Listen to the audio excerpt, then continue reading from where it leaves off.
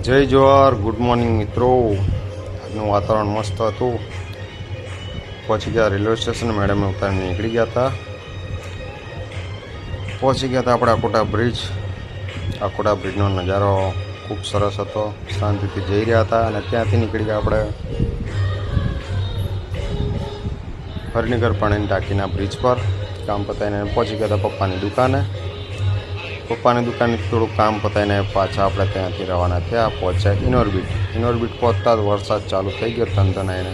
આપણે રેનકોટ નહોતું, ચૂપચાપ સાઈડ પર બેસી ગયા હતા।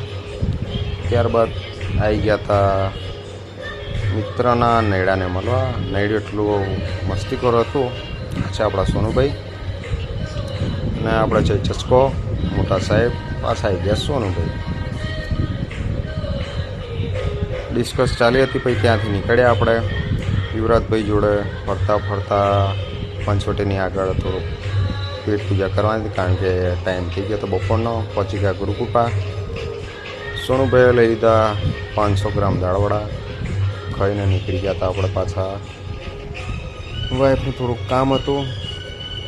આવી ગયા હતા આપણે એરપોર્ટ સર્કલ। ત્યાંથી કામ નહીં થયું તો આવી ગયા હતા આપણે સુરસાગર।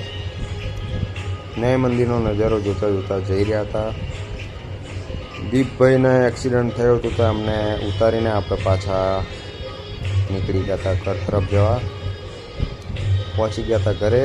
ઘરે ગયો તો જોવા મળ્યા બે નાના નાના ઢગુડિયાઓ। એમને હું ટાટા કરતો પહોંચી ગયો ઉપર અને આવી ગયા આપણે રૂમમાં પહોંચી ગયા। મજા કરી, ડોગેશભાઈ જોડે મસ્તી કરી। તો